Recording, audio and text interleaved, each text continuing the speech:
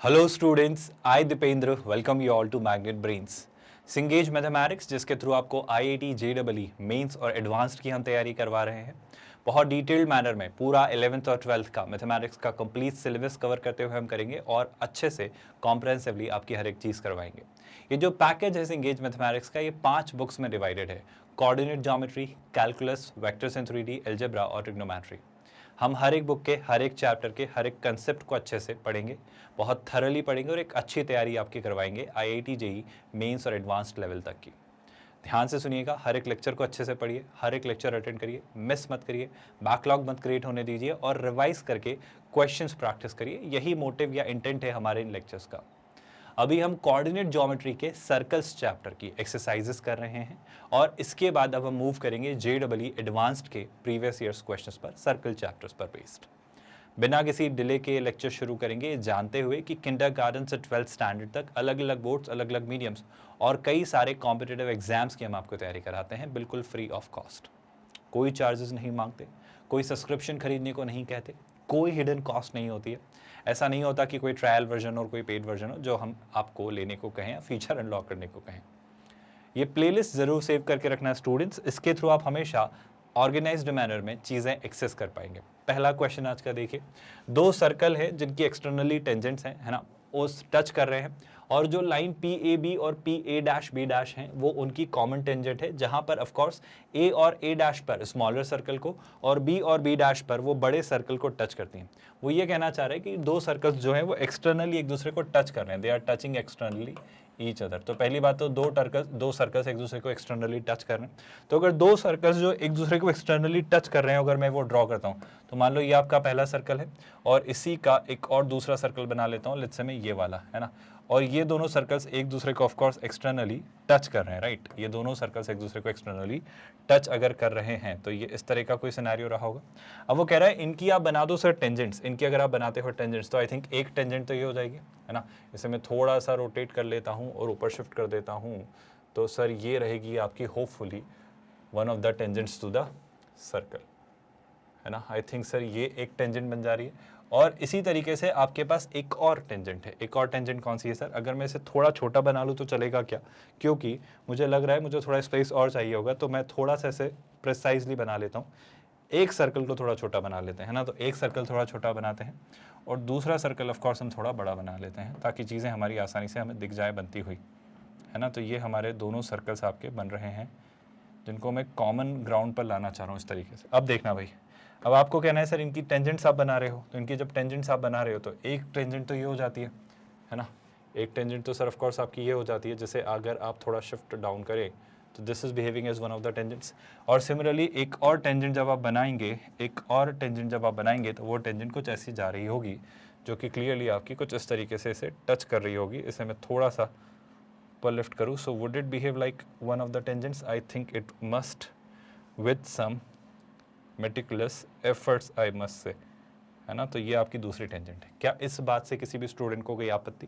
Sir अगर आप एक और लाइन ड्रॉ करते हैं, एक और लाइन इस तरीके से ड्रॉ करते हैं जो इन दोनों सर्कल्स के सेंटर से पास हो रही हो, तो ये लाइन की खास बात क्या होगी कि ये लाइन ऑफ कोर्स इन दोनों टेंजेंट्स का एंगल बाइसेक्टर होने के साथ साथ इन दोनों सर्कल्स के सेंटर से पास होगी। ये बात हम जान, देख, समझ और सीख पा रहे हैं। आई होप आप सब भी इस बात से एग्री करते हो कि ऑफ कोर्स ये दोनों सर्कल्स के सेंटर से पास हो रही होगी। अब हम बात करते हैं जो क्वेश्चन में सिनेरियो दिया गया, इसे मैं मान लेता हूँ C1 और इसे मैं मान लेता हूँ C2। अब उसने क्या कहा था? उसने बोला आपकी जो लाइन पी ए बी और P A dash B dash है वो कॉमन टेंजेंट्स हैं। स्मॉलर सर्कल को ए और ए डैश पर, तो स्मॉलर सर्कल को वो ए और ए डैश पर, और बड़े सर्कल को वो बी, बिगर सर्कल को वो बी और बी डैश पर कनेक्ट करती है। कौन सी आपकी टेंजेंट? पी ए बी और P A dash B dash. ये आपकी यहाँ तक की कहानी है। अब वो क्या कह रहा है? पी ए और ए बी इक्वल हैं लेंथ 4 के। बहुत ध्यान से सुनिएगा, एक बहुत ज़रूरी उसने बात कही आपसे। ज़रूरी बात क्या कही कि जो आपके पी ए और ए बी हैं सर, वो कोइंसिडेंटली इक्वल लेंथ के हैं। मतलब ये जो पी ए लेंथ है, ये जो पी ए लेंथ है सर, ये लेंथ कितनी है? ये क्लियरली लेंथ है 4 यूनिट्स।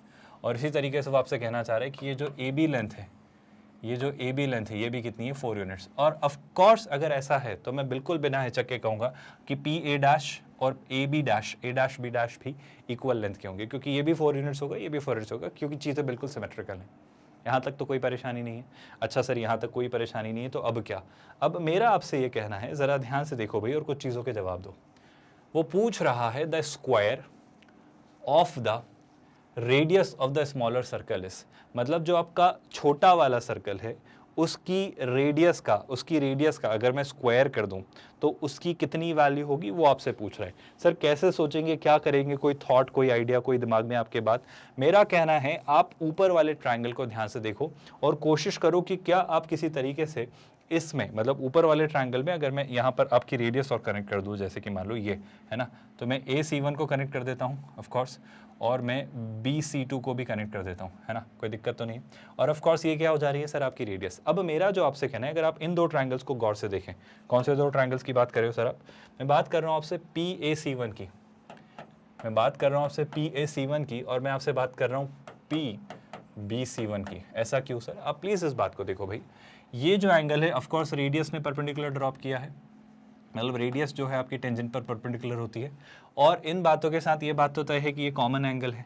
तो ये एंगल और सिमिलरली ये एंगल और ये एंगल इन दोनों ट्रायंगल्स में सेम है, तो इनके ये वाले एंगल्स तो सेम होना तय है।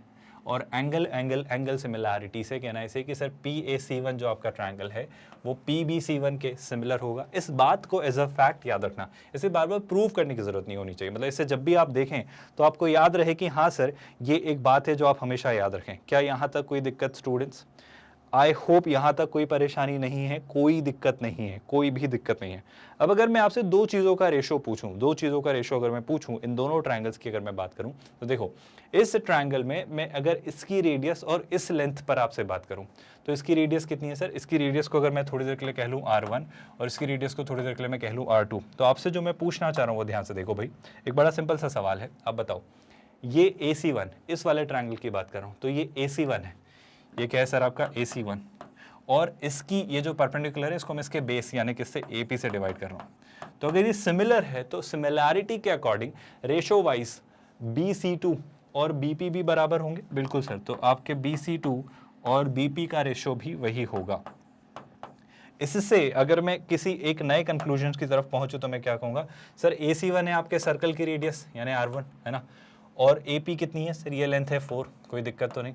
सिमिलरली सर BC2 कितना है? BC2 आपके दूसरे सर्कल की रेडियस है जो कि क्या है R2, और BP कितना है सर? BP अगर आप निकालोगे तो 4 + 4 कितना आ जा रहा है 8। क्या इससे आप R1 और R2 का रेशो निकाल पा रहे हो? सर एक बहुत मज़ेदार सी चीज़ पता चल रही है, R1 और R2 का रेशो आ रहा है 1/2। क्या इस बात से कोई दिक्कत, क्या इस बात से कोई परेशानी? यहाँ तक कोई डाउट है तो पूछो स्टूडेंट्स। आई थिंक चीज़ें अभी तक तो बड़ी सॉर्टेड और सुलझी हुई सी हैं।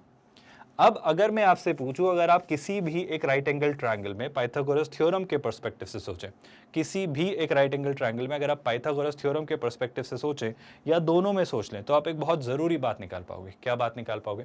अच्छा सुनना ध्यान से। मैं यहाँ पर पहले तो ये कह सकता हूँ क्या कि अगर इस स्मॉलर सर्कल की रेडियस को मान लो, मैं कह दूँ थोड़ी देर के लिए लेट्स से R, मतलब R1 R2 जो है वो रहने दो, है ना, छोड़ो। आप इस ट्रायंगल को देखो APC1। सर एक ज़रूरी क्लू ये है कि आपका APC1 एक राइट एंगल्ड ट्रायंगल है, ये एक राइट एंगल्ड ट्रायंगल है। तो PC1 को मैं क्या कहूँगा, सोच के देखो। PC1 आपका हाइपोटेन्यूस है, तो जो इसका स्क्वायर होगा वो इसके और इसके स्क्वायर के सम का एडिशन होगा। तो मैं PC1 को क्या लिखूंगा, सोच के बताओ सर? PC1 को आप लिखोगे √, है ना, R1 का स्क्वायर प्लस ऑफ कोर्स क्या AP का स्क्वायर, जो कि कितना है 4 यानी कितना 16। कोई तकलीफ तो नहीं है। इसी तरीके से क्या मैं इस ट्रायंगल में भी सोच सकता हूँ PC2B में? सोच तो सकते हो सर। तो उसमें भी ये है हाइपोटेन्यूस, ये है परपेंडिकुलर और ये है बेस। तो यहाँ पर अगर मैं निकालूँ तो क्या मैं कह सकता हूँ जो PC2 हाइपोटेन्यूस है वो होगा √R2 का स्क्वायर, और R2 के स्क्वायर को क्या मैं 2R1 स्क्वायर बोल सकता हूँ? आप सुन रहे हो जो मैं कह रहा हूँ? मैं कह रहा हूँ आपसे कि अगर मैं आपसे पूछूँ PC2, तो PC2 क्या आएगा? फिर से देखो ध्यान से, PC2 जो आएगा वो आपका क्या आएगा? ध्यान से देखो, R2 यहाँ पहुँचा है, 2 यहाँ पहुँचा है, तो यह जाएगा 2R1। तो पहले मैं लिख रहा हूँ क्या? R2 का स्क्वायर यानी 2R1 का स्क्वायर। तो क्या मैं इसे लिख सकता हूँ 4 टाइम्स R1 का स्क्वायर। और क्या करना चाह रहे हो सर आप? और मैं एक और ज़रूरी बात करना चाह रहा हूँ कि इसमें से अब ये वाला पार्ट ऐड कर रहा हूँ, तो यानी PB क्या है? 4 + 4 8, 8 का स्क्वायर कितना? 64। तो मैं यहाँ पर ये 64 लिखना चाह रहा हूँ। अब थोड़ा सा और ध्यान दिए, थोड़ा सा और अगर गौर से देखें तो आप कंक्लूड कर पाओगे। सर ऐसे कैसे कंक्लूड कर पाएंगे? आप सुनिए तो ज़रा ध्यान से। आप एक बात बताओ, PC1 अपॉन PC2 कुछ है क्या? आपको पता है क्या कि PC1 अपॉन PC2 कितना है? सर मुझे तो पता है, आपको पता हो या नहीं मुझे नहीं पता। आप मुझे बस PC1 अपॉन PC2 बता दो, आपका क्वेश्चन सॉल्व हो जाएगा। ऐसे कैसे सॉल्व हो जाएगा सर?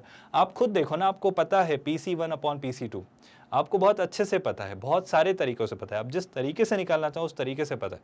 और ये रेशो नहीं दिख रहा है तो एक और तरीका है आपके पास, खुद सोच के देखो सर, बड़ी सिंपल सी बात है। देखो ये PC2 है और ये PC1 है, इन दोनों में डिफरेंस कितना है? रिपीट माई स्टेटमेंट, अगर मैं PC2 में से PC1 सब्ट्रैक्ट करूं तो सर इसकी रेडियस है R, मतलब R1, और इसकी रेडियस है R2। तो अगर मैं PC2 में से PC1 सब्ट्रैक्ट करूं, या तो ऐसे कर लो या डिवाइड कर लो, दोनों एक ही बात है, कहीं नहीं जा रहा है क्वेश्चन। आप सिमिलर ऑलरेडी प्रूव कर चुके हो, और आप प्रूव कर चुके हो कि ये जो है इसमें डबल का रिलेशन है। आप देखो ना, रेडियस का रिलेशन 1/2 है, तो क्लियरली हम ये रिलेशन स्टैब्लिश कर चुके हैं कि ये देखो, ये लेंथ है 4 और ये लेंथ है 4, बट टेक्निकली ये पूरी लेंथ है 8, तो 4:8 यानी 1:2 का रिलेशन है। तो अब इनकी इन साइड्स में भी 1:2 का रिलेशन होगा। यानी अगर मैं PC1 अपॉन PC2 लिखूं तो आप क्या कहोगे सर? वो आप कहोगे 1/2। अगर मैं आपसे पूछूं PC1 अपॉन PC2 तो वो आप कहोगे 1/2। बस इस 1/2 के इक्वल आप किसे रख दो? 1/2 के इक्वल आप इसे और इसे रख दो, आपका R1 की वैल्यू आ जाएगी। आप बात समझ पाए? या फिर अगर ऐसे नहीं जच रहा है तो आप ऐसे सोचो, C1 और C2, मतलब अगर मैं पूछूं आपसे PC2 माइनस PC1, तो ये है PC2 और ये है PC1, तो डिफरेंस कितना है? C1 C2। और C1 C2 क्या है सर? R1 प्लस R2, और R1 और R2 आप जानते हो, तो आई होप यहाँ से भी आप निकाल सकते हो। वही बात वापस आपको चीज़ें सोचनी जैसा आपको ठीक लगे। तो अगर मैंने यहाँ से करना चाहा तो ये आता है PC1 अपॉन PC2 1/2, वो हो जाएगा R1 स्क्वायर प्लस 16। ये कितना हो जाएगा सर? ये हो जाएगा आपका क्या? R1 square plus 16। मैं अंडर रूट लगा रहा हूँ, बस थोड़ा सा पेशेंस रखिएगा। और डिनोमिनेटर में PC2, तो 4R2 स्क्वायर प्लस 64, ये कितना हो जाएगा? 4R2 square plus 64। अब जो आप इन पर और इन पर अंडर रूट लगाएंगे उसका काम आई थिंक यहाँ पे स्क्वायर लगा के कर सकते हैं। और अब जब हमने इसे सॉल्व करने की कोशिश की तो 1 से मल्टीप्लाई होंगे ये, तो ये हो जाएगा 4R2 स्क्वायर प्लस 64, और 2 का स्क्वायर 4 से मल्टीप्लाई होंगे ये, तो ये हो जाएगा 4R1 स्क्वायर, है ना, और 16 का 4 अगेन कितना टाइम्स? कुछ गलत तो मैं नहीं कर रहा हूँ, क्योंकि मुझे कुछ तो फीलिंग आ रही है गड़बड़ सी, कुछ तो मैं गलत नहीं कर रहा हूँ ना भाई, क्योंकि यहाँ से हम रेशो तक ही पहुँचेंगे वापस और बात गड़बड़ हो जाएगी। तो मेरे ख्याल से ये तरीका हेल्प नहीं करेगा, क्योंकि आप समझो वापस, आप वापस R1 और R2 में रेशो निकाल रहे हो, इससे कोई फ़ायदा नहीं होगा। इसके बजाय जो तरीका दूसरा हम डिस्कस कर रहे थे वो क्या कर रहे थे? ध्यान से देखो स्टूडेंट, जो दूसरा तरीका हमने डिस्कस किया था वो था PC2 में से अगर आप PC1 सब्ट्रैक्ट करें। I repeat my statement, sir अगर आप PC2 में से PC1 सब्ट्रैक्ट करें, है ना, इस पर हम बात करेंगे ये क्या है, वो कितना होगा आप राइट हैंड साइड पर बताओ। अगर आप PC2 निकाल रहे थे ये 4R1 स्क्वायर प्लस 64, ये कितना है सर? 4R1 square plus 64 under root में, ये आपका PC2 है, माइनस PC1 कितना है सर? वो है R1 square plus 64 under root में R1 स्क्वायर प्लस 64। अब मेरा आपसे कहना है PC2 माइनस PC1 कितना है सर? PC2 माइनस PC1 है आपका क्या? R1 प्लस R2, ये है R1 प्लस R2। सुनिएगा ध्यान से, और ध्यान से देखो भाई, R2 कितना है? 2R1, तो R1 प्लस 2R1 यानी 3R1, तो ये कितना आ जाएगा सर? लेफ्ट हैंड साइड पर this is going to be 3R1। तो can I replace this expression by 3R1? Yes we all can. तो PC2 minus PC1 gets replaced by 3 times R1।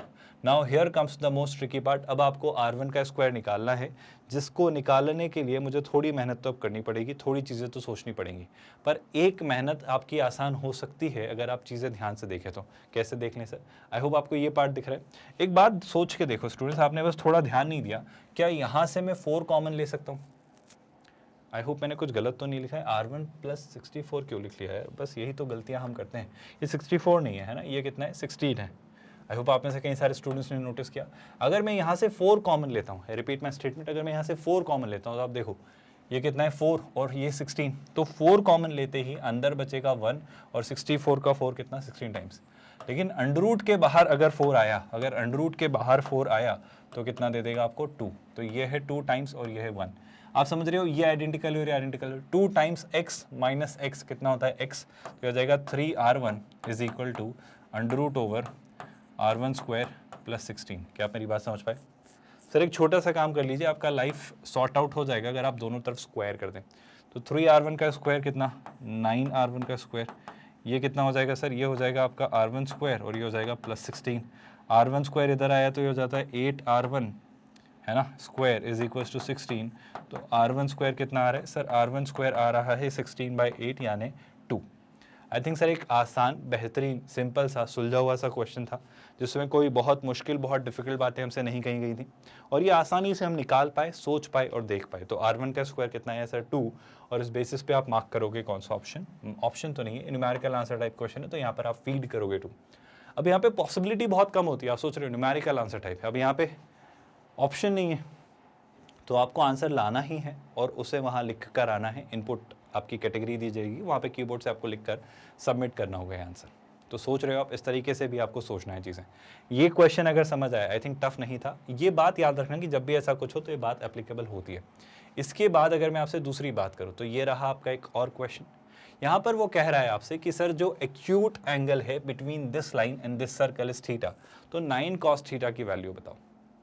मेरा आपसे कहना है बस आप ये सिनेरियो इमेजिन करो कि जब आपको कोई सर्कल दे दिया जाए और कोई स्ट्रेट लाइन दे दी जाए, तो वो स्ट्रेट लाइन और वो सर्कल में क्या रिलेशन होने वाला है और उन दोनों के बीच का जो एक्यूट एंगल है, किस किस का सर, इन लाइन का इस सर्कल के साथ, इस लाइन का इस सर्कल के साथ एक्यूट एंगल का मतलब क्या है, पहले तो ये समझते हैं। पहले तो एक बात बताओ सर, कुछ ज़रूरी बात बताओ कि मुझे कैसे पता चलेगा कि ये लाइन इसकी टेंजेंट है, या ये लाइन इसे 2 पॉइंट पे इंटरसेक्ट कर रही है, या ये लाइन इससे दूर है, कैसे पता चलेगा? तो मेरा तरीका आसान सा सर ये है, पहले तो ये पता करो कि इस सर्कल के सेंटर के कोऑर्डिनेट्स क्या हैं। सर वो हो जाएंगे आपके 2, -1।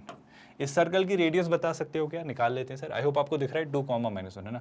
4 + 1 5, 5 - -4 9, 9 का √3, तो ये कुछ आ रहा है। अब अगर मैं 2, -1 से इसकी परपेंडिकुलर डिस्टेंस निकालता हूँ तो कितना हो जाएगा, 3 × 2 6, -1 × -4 कितना, +4, और ये कितना, -5, डिवाइडेड बाय 3 और 4 कितना होता है सर, 3 और 4, 3 का स्क्वायर 9, 4 का स्क्वायर 16, वो हो जाता है 25, उसका √5, और इस पर ऑफकोर्स आप मॉड लगाते हो। 6 और 4 10 में से 5 गए तो 5, और 5 को 5 ने डिवाइड किया तो 1, यानी जो परपेंडिकुलर डिस्टेंस आ रही है इस लाइन से इसके सेंटर की, वो आ रही है 1। अब सुनिएगा ध्यान से, सिनेरियो क्या है, सेंटर, रेडियस और सेंटर से लाइन की परपेंडिकुलर डिस्टेंस। जो सेंटर से लाइन की जो परपेंडिकुलर डिस्टेंस है वो रेडियस से कम है। क्या आप ये सिनेरियो खुद से विजुलाइज कर सकते हो कि सर ये आपका सर्कल हुआ, ये क्या हुआ सर आपका सर्कल। अब इस सर्कल में आप खुद नोटिस करो कि इस सर्कल के रेडियस से अगर एक स्ट्रेट लाइन की परपेंडिकुलर डिस्टेंस छोटी है, मतलब वो जो लाइन रही होगी सर, वो जो लाइन रही होगी वो ऑफकोर्स आपकी इससे 2 पॉइंट्स पर इंटरसेक्ट कर रही होगी, बिल्कुल कर रही होगी। क्या आप मेरी इस बात को समझ पा रहे हो? क्या आप मेरी इस बात को अच्छे से समझ पा रहे हो? मैं उसको ऐसा बना ले रहा हूँ ताकि मैं रेडियस को परपेंडिकुलर दिखा पाऊँ, है ना। तो ऐसे वो जा रही होगी। आई होप इस बात से किसी भी स्टूडेंट को कोई आपत्ति कहीं से कहीं तक नहीं है ना। अब मेरा ये कहना है कि मान लो सर ये आपकी एक दूसरी स्ट्रेट लाइन हो गई, बिल्कुल होगी। अब ये जो दोनों अंदर मैंने बनाई है रेडियस या रेडाई, क्या इनको लेकर आपको चीज़ें समझ आ रही? ये ऑफकोर्स रेडियस है तो इसको मैं 3 कह दूँ क्या, और इसे भी 3 कह दूँ।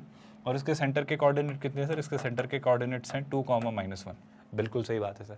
और ये आपकी स्ट्रेट लाइन है जिसकी इक्वेशन क्या है सर? जिसकी इक्वेशन है 3x - 4y, है ना, -5 = 0। अब आपने एक और बात निकाल ली थी, और अगर वो निकाल ही ली थी तो उस पर भी बात कर लेते कि सर अगर इससे इस पर परपेंडिकुलर ड्रॉप किया जाए, है ना, इस पॉइंट से, आई रिपीट माई स्टेटमेंट, इस पॉइंट से जो आपने ड्रॉ किया है स्टूडेंट्स, ये जो सर्कल का सेंटर है, इससे इस लाइन पर अगर एक परपेंडिकुलर ड्रॉप किया जाए तो उसकी परपेंडिकुलर लेंथ कितनी होगी सर? वो परपेंडिकुलर लेंथ हमने निकाली थी कितनी, 1। तो ये जो परपेंडिकुलर लेंथ है ये कितनी हो जाएगी, 1। क्या यहाँ तक चीज़ें समझ आ रही हैं? पूरा सिनेरियो आपके सामने बनाकर रख दिया है। अब आपको बस ये क्वेश्चन सॉल्व करना है। अगर आपको कन्फ्यूजन है तो बस ये सिनेरियो पूरा आपके सामने है। अब जब वो आपसे पूछ रहा है, क्या पूछ रहा है भाई? वो पूछ रहा है acute angle between the line and the circle is. तो किसी भी लाइन और किसी भी सर्कल के बीच के एक्यूट एंगल से आपका क्या मतलब है?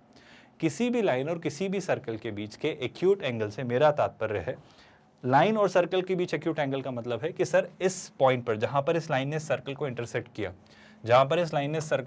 किया, वहां पर आप ड्रॉ करिए एक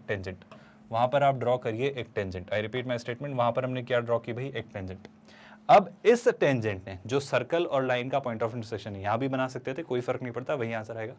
इस टेंजेंट का, जो कि इस लाइन और सर्कल का पॉइंट ऑफ इंटरसेक्शन है, और ये लाइन जो है, इनके बीच जो एक्यूट एंगल है वो है थीटा। और आपसे पूछी जा रही है 9 cos थीटा की वैल्यू। क्या क्वेश्चन यहां तक समझ आया? किसी भी पार्ट में कोई तकलीफ आई थिंक नहीं होनी चाहिए। सर आप कह रहे हो कि ये थीटा है, बिल्कुल जी हाँ, मैं आपसे कह रहा हूँ कि ये थीटा है। तो एक बात बताओ सर, वर्टिकली अपोजिट एंगल के कंसेप्ट से क्या मैं कह सकता हूँ कि ये एंगल भी थीटा होगा? आई होप अगर ये थीटा है तो ये भी थीटा होगा। बिल्कुल सही बात है सर। अच्छा सर, आपको ये बात नहीं पता है क्या, ध्यान से सोचो, कि सर सर्कल के रेडियस से सर्कल की टेंजेंट पर अगर लाइन ड्रॉ की जाए, मतलब सर्कल की रेडियस जो होती है वो सर्कल की टेंजेंट पर कितना डिग्री एंगल क्रिएट करती है? 90 डिग्री। सर ये थीटा है, ये 90 है, तो जो बच जा रहा है यानी ये जो एंगल है, ये जो एंगल है ये कितना होगा? सर ये जो एंगल है ये रहा होगा 90 माइनस थीटा। आप सुन रहे हो क्या? आप मेरी बातें समझ पा रहे हो या नहीं? आई थिंक आप समझ पा रहे हो। सर आप फिर से थोड़ा कंफ्यूज हो रहे हो, आप ऐसे क्यों नहीं सोच रहे हो कि सर ये है 90 और ये है 90 माइनस थीटा, तो ऑफ कोर्स ये एंगल कितना रहा होगा? सर ये एंगल वापस अगर मैं निकालूं तो ये जो एंगल रहा होगा ये रहा होगा थीटा। आई थिंक आप एंगल्स में तो कंफ्यूज नहीं हो गए। फिर से शुरू करते हैं। देखो ये है इस स्ट्रेट लाइन और इस सर्कल के बीच एंगल। कैसे सर? ये स्ट्रेट लाइन इस सर्कल को इस पॉइंट पर इंटरसेक्ट करती है, वहां मैंने टेंजेंट ड्रॉ की, तो इस टेंजेंट और स्ट्रेट लाइन के बीच में एक्यूट एंगल थीटा है। वर्टिकली अपोजिट एंगल तो ये भी थीटा, ये 90 डिग्री है तो ये 90 माइनस थीटा, ये 90 है 90 माइनस थीटा है तो इसका थीटा होना तय है।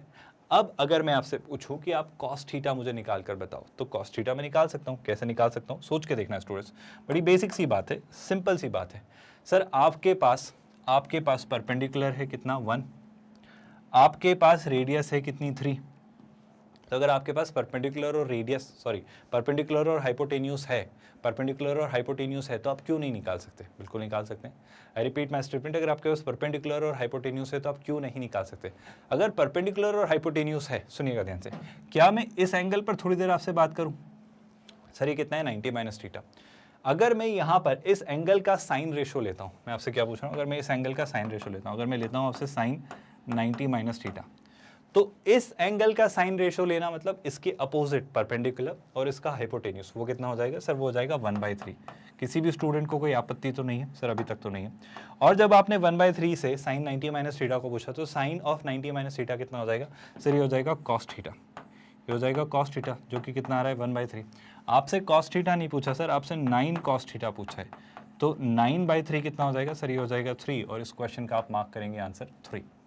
ये इतना आसान, इतना बेसिक, इतना सिंपल क्वेश्चन है, बशर्ते आप कंफ्यूज ना हो, आप घबराएं ना, आप शांति से बस इस क्वेश्चन को फॉलो करें। एक एक लाइन का अपना अपना मतलब है। अगर आपको बेसिक्स पता है, अगर आपने हर कंसेप्ट को ठीक से पढ़ा है, तो ये क्वेश्चन कहीं नहीं गया। बस हमेशा कोऑर्डिनेट ज्योमेट्री में जो सबसे ज़्यादा ज़रूरी है वो है विजुअलाइजेशन, या फिर आप उसे कहें इमेजिनेशन। आप क्वेश्चंस को ठीक से बनाइए, देखिए, समझिए, और आपको चीज़ें क्लियर होंगी, बहुत दूर नहीं जाएंगे। और हाँ, इन सब के साथ जो सबसे ज़्यादा ज़रूरी स्किल है वो है ज्योमेट्री। आपको ज्योमेट्री के बेसिक्स पता होने चाहिए, तभी जाकर आप चीज़ें सोच पाएंगे। आई होप ये क्वेश्चन अच्छा, आसान और बेसिक सा क्वेश्चन था, जो बहुत डिटेल्ड मैनर में आप सभी को समझ आया। अगर ये क्वेश्चन क्लियर है तो क्या मैं मूव करूं आज के अगले क्वेश्चन पर। ये भी आपका कौन सी कैटेगरी का क्वेश्चन है? न्यूमेरिकल वैल्यू टाइप क्वेश्चन है, जहाँ पर इसे सॉल्व करके आपको इसकी क्या निकालनी है? आपको इसकी न्यूमेरिकल वैल्यू निकालनी है। कोई दिक्कत तो नहीं है यहाँ तक? अब सर क्वेश्चन समझते हैं पहले। तो वो कह रहा है दो सर्कल्स C1 और C2 both pass through the points 1/2 and 2,1, 1,2 and 2,1। इसका मतलब है ये दोनों आपके 2 पॉइंट्स पर इंटरसेक्ट करते हैं। जब भी ऐसा दिखे तो ये कंक्लूजन तो आएगा। तो 2 पॉइंट्स पर जब ये 2 सर्कल्स इंटरसेक्ट करें, तो एक सर्कल तो आपका ये रहा और दूसरा सर्कल आपका ये रहा, है ना? तो ये 2 सर्कल्स हैं, और वो कह रहा है कि सर ये जो दोनों सर्कल्स हैं ये 1,2 और 2,1, है ना? तो मैं इसे मान लेता हूँ लेट्स से क्या 2,1, है ना, और इसे मैं मान लेता हूँ 1,2। कोई फर्क नहीं पड़ता, कहीं भी कुछ भी मान लीजिए, आपने तो बस अपनी सहूलियत से मान लिया। 1,2 क्या था? ए। तो ये जो पॉइंट है ये आपका ऑफकोर्स ए है, और ये जो पॉइंट था ये ऑफकोर्स आपका क्या है? ई। ये जो पॉइंट है ना? अब क्या कह रहा है वो सुनिएगा ध्यान से। ये एक लाइन को टच करते हैं, एक लाइन है 4x - 2y = 9, उसे B और D पर टच करते हैं। आप सोच के बताओ सर, अगर एक लाइन को टच करते हैं, मतलब वो लाइन इनकी क्या है? कॉमन टेंजेंट, तो उसे वो B और D पर टच करते हैं। तो मैं एक लाइन बनाता हूँ B और D, जो इसकी क्या हो भाई? टेंजेंट, है ना? वो इन दोनों की क्या हो जाएगी सर? वो इन दोनों के लिए हो जाने वाली है टेंजेंट। आई थिंक ये जो लाइन है आपकी, ये क्या होगी? इन दोनों की कॉमन टेंजेंट। और ये दोनों जो सर्कल्स हैं, ये दोनों सर्कल्स हैं, उसे कहाँ कहाँ टच करते हैं? उसे टच करते हैं B और D पर। तो ये आपके 2 पॉइंट्स हो गए। कौन कौन से भाई? ये पॉइंट मान लेते हैं B, और ये पॉइंट हम मान लेते हैं D। और ये जो स्ट्रेट लाइन्स है सर आपकी, ये स्ट्रेट लाइन्स जो हैं, ये स्ट्रेट लाइन जो टेक्निकली है उसकी इक्वेशन क्या है, 4x माइनस 2y माइनस 9 है ना, तो इसकी इक्वेशन है 4x minus 2y minus 9 is equal to 0। ठीक है सर, अच्छी बात है। अब क्या निकल कर आ रहा है, सुनिएगा ध्यान से।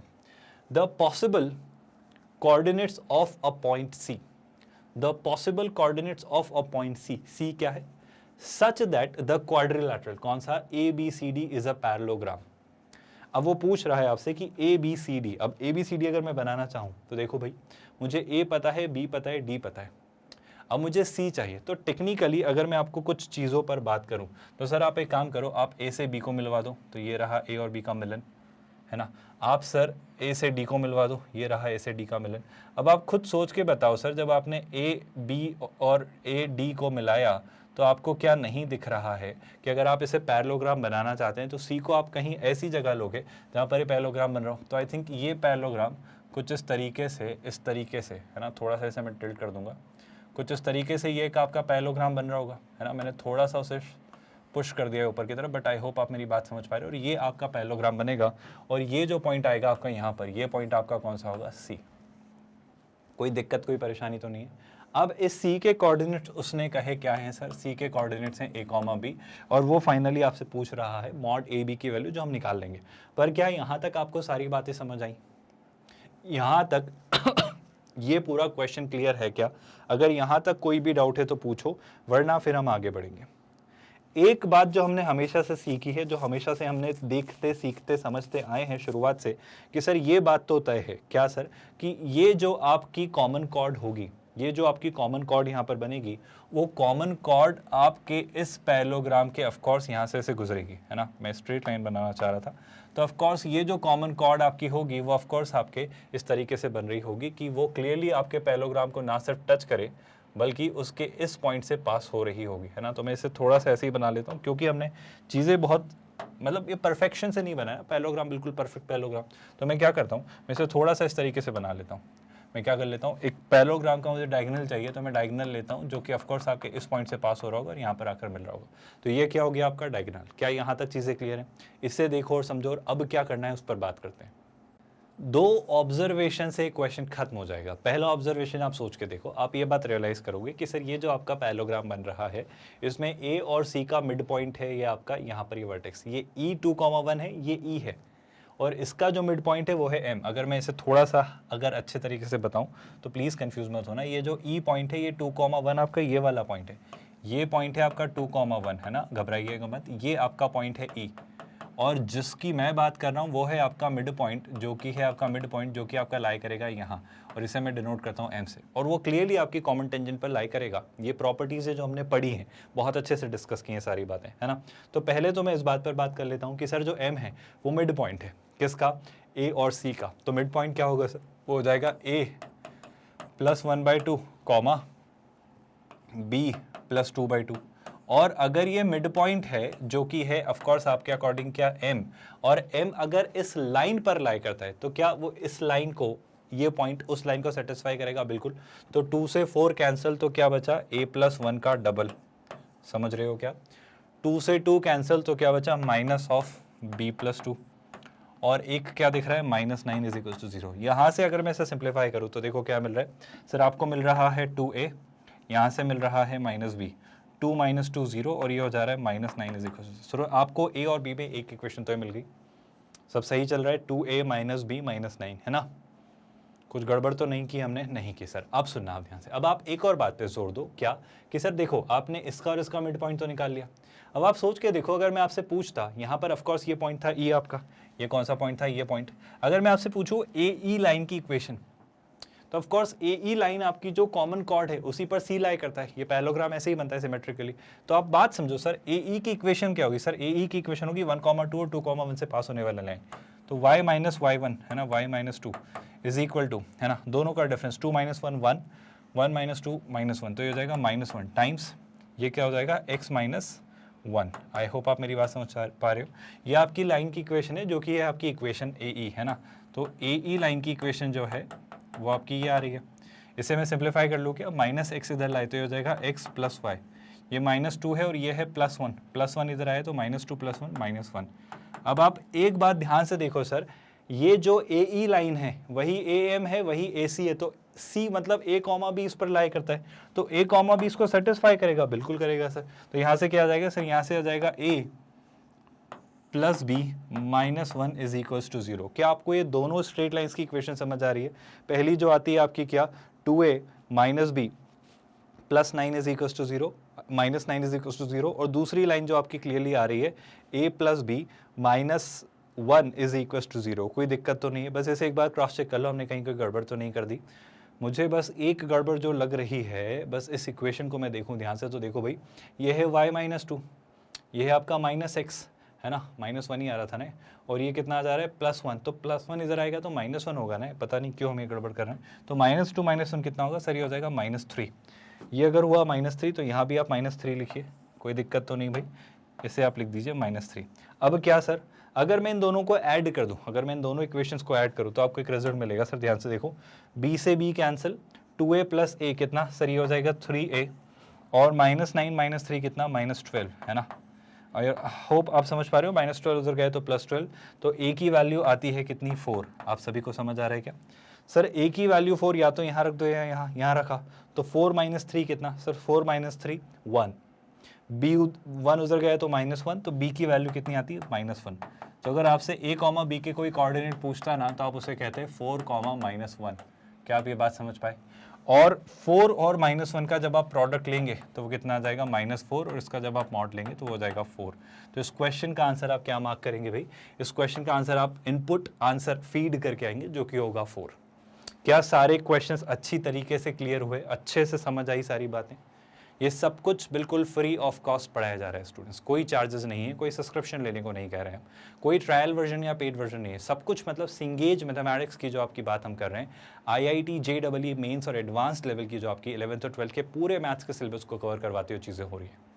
हम चैप्टर कर रहे हैं, हम उनके कॉन्सेप्ट्स कर रहे हैं, उनके इलस्ट्रेशन और एग्जाम्पल्स कर रहे हैं, उस चैप्टर की एक्सरसाइजेस कर रहे हैं, और बेशक इसी के बाद हम JEE एडवांस्ड के उस चैप्टर्स के प्रीवियस ईयर्स क्वेश्चंस भी करेंगे। ये पूरी सिंगेज बुक जो 5 हिस्सों में डिवाइडेड है, जो आपका 11th 12th का पूरा मैथ्स का सिलेबस कवर करती है। कोऑर्डिनेट ज्योमेट्री जो हम कर रहे हैं, इसके बाद कैलकुलस करेंगे, फिर वेक्टर्स इन 3D करेंगे, फिर अलजेब्रा करेंगे, और फिर ट्रिको करेंगे। हर चीज़ अच्छे से पढ़ेंगे और बहुत अच्छे से पढ़ेंगे, पूरा कॉम्प्रहेंसिवली पढ़ेंगे, बहुत थरो और बहुत डिटेल्ड मैनर में पढ़ेंगे। बस हमारी गुजारिश इतनी सी है कि आप इसे और स्टूडेंट से शेयर करें, आप इसे और लोगों से शेयर करें, आप इसे और लोगों तक पहुँचाएँ, ताकि वो भी इस प्रोडक्ट से बेनिफिट ले पाएँ। ये सारी चीज़ें आपके लिए हैं, और बिल्कुल हमारे नोट्स, ई बुक्स और PDFs के लिए आप हमारी टीम से कांटेक्ट कर सकते हो। गेट नोट्स इस वीडियो के डिस्क्रिप्शन में दिए गए लिंक पर क्लिक करके। हम किंडरगार्टन टू 12th स्टैंडर्ड अलग अलग बोर्ड्स, अलग अलग मीडियम्स और कई सारे कॉम्पिटिटिव एग्जाम्स की तैयारी कराते हैं। कहीं भी कोई परेशानी हो, दिक्कत हो, कमेंट में लिखना, क्वेरी रेलेवेंट रही तो हम ज़रूर रिस्पॉन्ड करेंगे। एक और ज़रूरी और क्रूशियल बात निकल कर आती है स्टूडेंट्स, ध्यान से सुनिएगा, कि ये जो सारी चीज़ें हैं, इनका ऑफ कोर्स ये जो सारे वीडियोस हैं, इनका एक प्लेलिस्ट आपको मिल जाएगा इसी वीडियो के डिस्क्रिप्शन में। फुल प्लेलिस्ट लिंक ऐसा लिखा होगा, Cengage mathematics for IIT JEE mains and advanced. वहाँ क्लिक करके ये प्लेलिस्ट आप ओपन कर लीजिए, इसे सेव करके रख लीजिए आप अपने अकाउंट में। तो से प्लेलिस्ट आपके पास हमेशा रहेगा, आप हमेशा सिंक में रहोगे, आप बैकलॉग क्रिएट नहीं होगा, आपको हमेशा पता चलता रहेगा कि कितने लेक्चर्स रिलीज हो चुके हैं, आप कहाँ पर हो, आपने कितना पढ़ लिया, और इस तरीके से आप हमेशा अपडेटेड, इन्फॉर्म्ड और अप्राइज्ड रहोगे। डेली 2 लेक्चर्स हम आपके लिए रिलीज़ करते हैं, ताकि आपका टाइमली कोर्स कंप्लीट करवा दें, ताकि आप अच्छे से अपनी तैयारी करें और कॉन्फिडेंटली इस एग्जाम को दें और एक अच्छा स्कोर लेकर आएँ। बस इसी मोटिव, इसी इंटेंट के साथ चीज़ें हो रही हैं। आप अच्छे से नोट्स बनाओ, क्वेश्चंस प्रैक्टिस करो और बढ़िया तरीके से पढ़ाई करो, रिवीजन करते रहो। वो नोट्स आपके खुद के हैं, स्क्रीनशॉट की बजाय हैंड रिटन नोट्स रेफर करो, खुद से बनाओ, अच्छे रिजल्ट्स आएंगे। और क्वेश्चंस प्रैक्टिस करो, इसका कोई और ऑल्टरनेटिव नहीं है। आई थिंक चीज़ें आसान हैं, चीज़ें स्मूथ हैं। अब मिलेंगे हम नेक्स्ट लेक्चर में, जहां हम शुरू करने वाले हैं JEE एडवांस्ड के प्रीवियस ईयर्स क्वेश्चंस इस चैप्टर पर बेस्ड, सर्कल पर बेस्ड। तो तब तक के लिए ख्याल रखिए अपना। Let's call it a day here students. Thank you so much.